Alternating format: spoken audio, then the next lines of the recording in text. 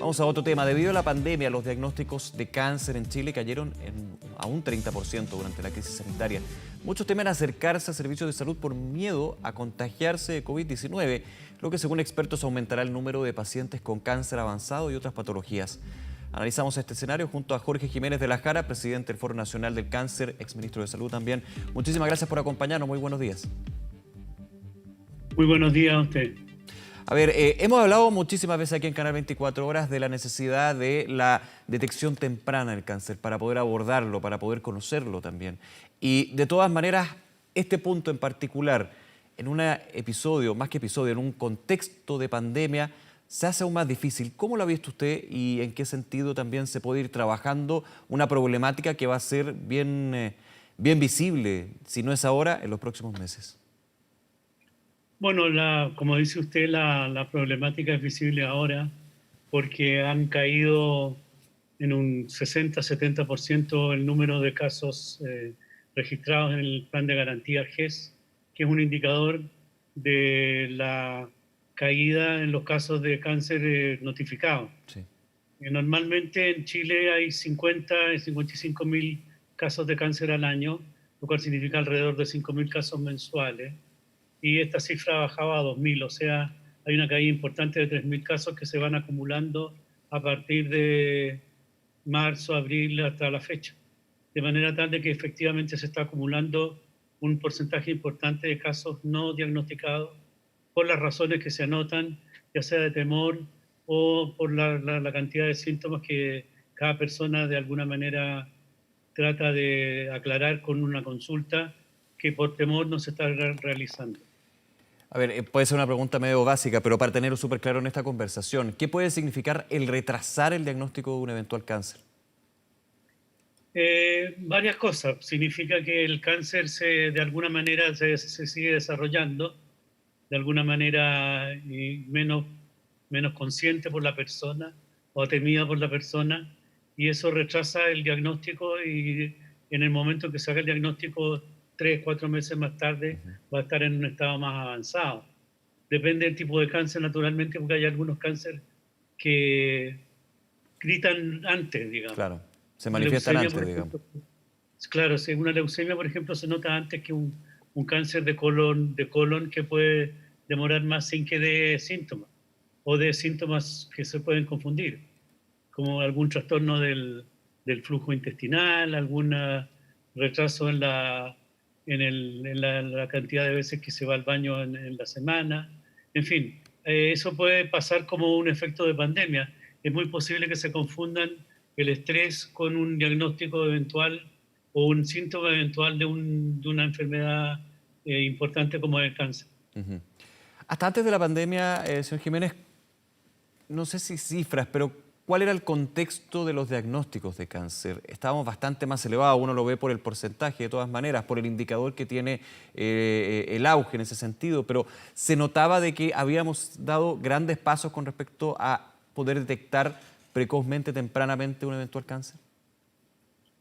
Sí, en algunos cánceres más que otros, porque depende del cáncer. Usted Sí. sabe que el cáncer de próstata, por ejemplo, puede pasar décadas y aparecer en el momento en que la persona está ya como para despedirse de este mundo, pasado los 80 años, y lo tenía ese cáncer evolucionando. Ujú. Hay otros cánceres que son más rápidos y ellos, o sea, obviamente se notan más rápido. Los cánceres infantiles, por ejemplo, que son básicamente leucemia y linfoma, eso se nota más rápido y de alguna manera se diagnostican de una manera más pronta y más efectiva con mejor cobertura. Se estima más o menos que cánceres en niños menores de 15 años hay unos 500 al año y esos prácticamente todos se diagnostican porque hay mayor preocupación por ello. Lo distinto ocurre con otros cánceres que, como les decía, tienen una tendencia a evolucionar sin que den unos síntomas muy visibles y por eso que se hacen programas de screening que se llaman de tamizaje, como el Papa Nicolau, en el caso del cáncer cervicuterino de la mujer, y como la mamografía en el cáncer de mama. De manera de que hay distintas maneras de aproximarse en la cual se va progresando con distinta velocidad dependiendo de la intensidad del recurso que se ponga para hacer ese diagnóstico. Ujú.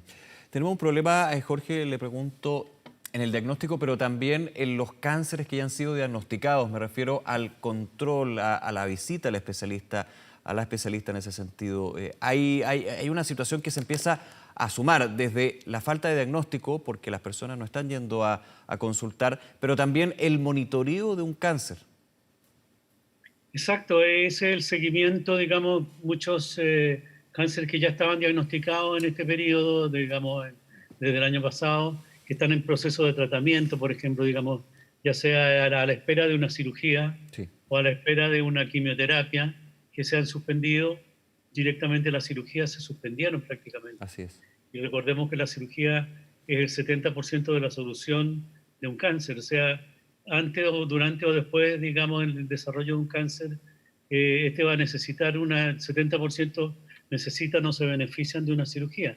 Eso es importante recordar y esas están suspendidas, recién se están reanudando. Ujú. Cirugías electivas que no debieran esperar, solamente se están operando las urgencias, por una parte. Y las terapias, radioterapia o quimioterapia, digamos, con medicamentos, también se están postergando, de manera que la sobrevivencia va a ser menor debido a este retraso.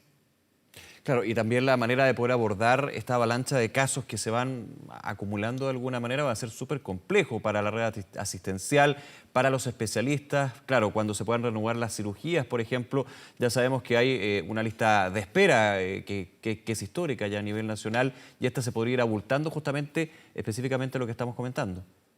Bueno, un cálculo relativamente simple de la cantidad de casos. Si suponemos que había 5.000 casos mensuales Sí, en Chile que se diagnosticaban de estos 50 y tantos mil al año, si usted suma lo que se rechazó, va a llegar a cifras superiores a 10.000, 12.000 casos que van a estar pidiendo diagnóstico en los próximos meses cuando se normalice un poco más esta situación. De manera que eso va a ser una sobrecarga para los sistemas de atención médica de público y de alguna manera también en el sector privado, porque esto ha afectado prácticamente a todo el tipo de previsión social de salud. de todas maneras, en días... Perdón, Por eso que estamos hablando, perdón, estamos hablando de que se está acumulando una especie como de agua detrás de un dique que va a ser sobrepasado claro. y va a inundar este sistema que ya está sobrecargado. Justamente. Dentro, Jorge, de días donde tuvimos buenas noticias con respecto a la situación del cáncer, finalmente el despacho, ya se termina esta discusión legislativa sobre la ley nacional del cáncer, tan relevante. Usted también jugó un papel bien relevante, el Foro Nacional en ese sentido fue muy activo en poder impulsar una ley que se demoró bastante tiempo. Hay otros actores, por supuesto, que podríamos mencionar. Claro, muy buena noticia, pero en un escenario aún más complejo para que pueda actuar esta ley. Por supuesto, esa ley no demoró, fíjese que no es tanto comparado con otras. Y además, tratándose de una ley que fue una iniciativa desde la sociedad civil, porque nosotros trabajamos con pacientes, con políticos, con expertos, y logramos convencer al gobierno que estaba un poco receloso de hacer una ley específica sobre cáncer, Claro. particularmente el gobierno anterior. Bueno, pero se logró. Ahora, esta ley necesita un reglamento, necesita una implementación, y en ese sentido hemos tenido muy buenas conversaciones con el actual ministro de Salud, el doctor París, de manera tal de que esperamos que esta ley no se demore tanto, pero igual tiene que destinar los recursos. Estamos preocupados que no vaya a haber una competencia de dinero público Sí. para ser destinado a Jorge, esto y no al COVID, porque el COVID como que inundó prácticamente todo el sistema de salud, se transformaron camas, y se ese, generó una demanda mayor y vamos a tener que recuperar un poco el equilibrio. y ese, y Ese es, ese, la, y ese es el ese es el punto, trabajo. Jorge, le iba a preguntar a su juicio, con la llegada de esta Ley Nacional del Cáncer muy necesaria, muy importante, quiero ponerlo en términos bien concretos para que pueda seguir la conversación, ¿se podría quedar corta con esta avalancha de casos no diagnosticados y no monitoreados que desgraciadamente la crisis sanitaria del COVID-19 está dejando? Bueno, no es que se quede corta, sino que necesita tiempo para implementarse. Claro, Entonces, una ley que se aprueba hoy día necesita varios años en construir, por ejemplo, la red oncológica nacional, sí, que es muy importante. una red de centros de mediana, baja y mayor complejidad. Esa es un poco la tarea que hay detrás, formar recursos humanos. No se forma un especialista en un año ni en 6 meses, se necesitan unos 2 o 3 años.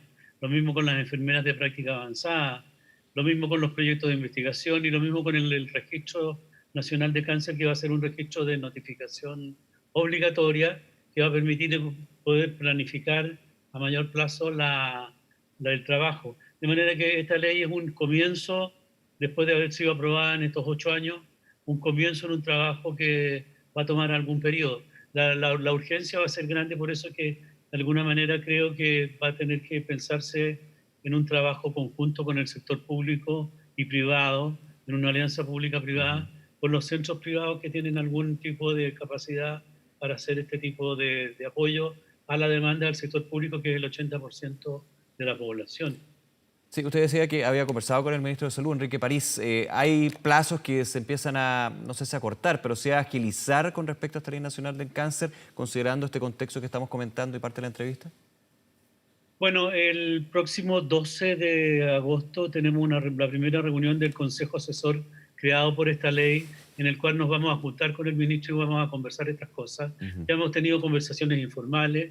Este mundo, uno tiene la posibilidad de acceder a las autoridades siempre y de alguna manera ir preparando este trabajo, y por eso que el propio Ministerio de Salud, el propio ministro y la subsecretaria han estado diciendo que se van a preocupar preferentemente de este tema, pero todo eso significa que estamos bien entendidos, hay diálogo, pero hay que implementar los trabajos, y en el caso del cáncer no son trabajos relativamente fáciles, hay que tener tiempo y tener recursos para ir desarrollando los programas, los proyectos, la infraestructura, la formación y la investigación.